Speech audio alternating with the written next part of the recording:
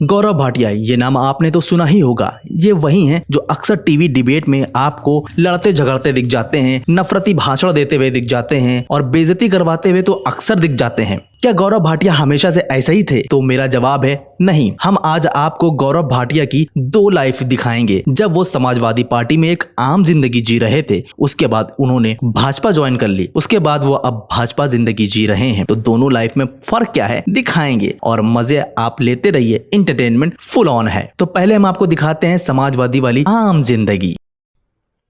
मैं इतना ही कहूंगा कि मोहन भागवत जी को इस देश का संविधान पढ़ना चाहिए और बहुत ही कष्टजनक है कि उनके जैसे वरिष्ठ व्यक्ति ऐसा बयान देते हैं जो कि भारत के समुदायों को बंटवाने के लिए पूरी तरह से उपयुक्त है।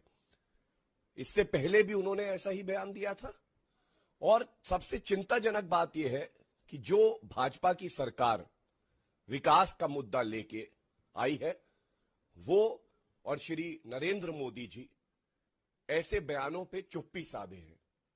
आज भी उनकी तरफ से कोई प्रतिक्रिया नहीं आई है और ये भाजपा का एक षड्यंत्र है कि किस तरह से वो इस देश को बांटे, कैसे इस देश में सौहार्द बिगड़े और जगह जगह पे सांप्रदायिक दंगे हों।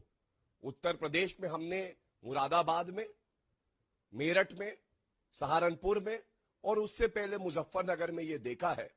और अगर भाजपा अपने नेताओं को और अपनी बी टीम आरएसएस और वीएचपी को नियंत्रित कर ले तो मेरे ख्याल से ये है आम जिंदगी। तो देखा आपने किस तरीके से गौरव भाटिया आम जिंदगी जी रहे थे। बिल्कुल नॉर्मल थे, सही थे, कोई दिक्कत नहीं थी, सेकुलर थे, सेकुलर भाषा का इस्तेमाल करते थे। मगर अचानक से क्या हो गया ऐसा कि उन्होंने बीजेपी ज्वाइन कर ली। अब इनके इस लाइव को देखने के बाद मुझे एक ऐड याद आता है जो अक्सर रात में आपको टीवी चैनल्स पर दिखाई दे जाते हैं। मैं बहुत परेशान हूँ। मैं पहले बहुत परेशान रहता था, मुझे हेट स्पीचेस देने नहीं आती थी, मैं बहुत ही सेकुलर बातें करता था और इंसानों में मेरी गिनती होती थी। फिर अचानक से मुझे मेरे चाचा ने सलाह दी कि तुम्हें बीजेपी ज्वाइन करनी चाहिए। अब मैं हेट स्पीचेस देता हूँ, नफरती भाषण देता हूँ और तो और खूब बेइज्जती भी करवाता हूँ। अब हम आपको दिखाते हैं गौरव भाटिया की मेंटोस वाली भाजपाई जिंदगी।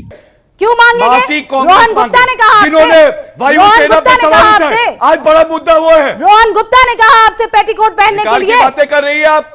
क्या मतलब फालतू बातें कर रही है? वायु से तो जब मैं अपनी गौरव भाटिया, आप अपने शब्द वापस लीजिए। क्या मतलब के विपक्ष पेटीकोट पहनकर बैठ जाए? क्या मतलब है इसका? सुनिए, आप महिलाओं का अपमान करते हैं, आप विपक्ष का अपमान करते हैं और आपको लगता है इस तरीके के शब्दों को मैं यहाँ बैठकर सुनूंगी? आज जो बुजदिली, एक मिनट, महिलाओं का क्या मतलब है पेटीकोट से, मुझे ये बताइए। बुजदिली का मतलब क्या है पेटीकोट से, मुझे ये बताइए। कैसे माना आपने? मैंने कहा आप चूड़ियां पहनिए। फिर चूड़ियों का क्या मतलब है? हाँ, मैं पहनती हूँ चूड़ी तो मैं मुस्लिम। तो देखा आपने किस तरीके से गौरव भाटिया अब भाजपा वाली आम जिंदगी नहीं बल्कि मेंटोस जिंदगी जी रहे हैं और खूब सारी नफरती भाषण देते दिखाई देते हैं, सामने वाले प्रवक्ता से गाली गलौज करते हुए दिखाई देते हैं। तो चलिए अब हम आपको दिखाते हैं गौरव भाटिया के बेइज्जती वाले मोमेंट। जब रागिनी नायक ने इनको तोतला भाटिया कह दिया था, उसके बाद से तो तोतला भाटिया के नाम से ये मशहूर हो चुके हैं। तो चलिए अब आपको दिखाते हैं किस तरीके से नेशनल टीवी डिबेट में तोतला भाटिया मशहूर हुए।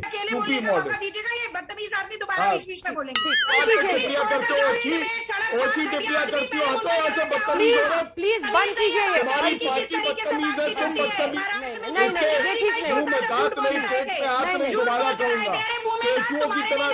तुम्हारी पार्टी कहीं की नहीं रही, तभी जनता ने इतनी लात मारी है, इतनी लात मारी, वजूद खत्म हो गया।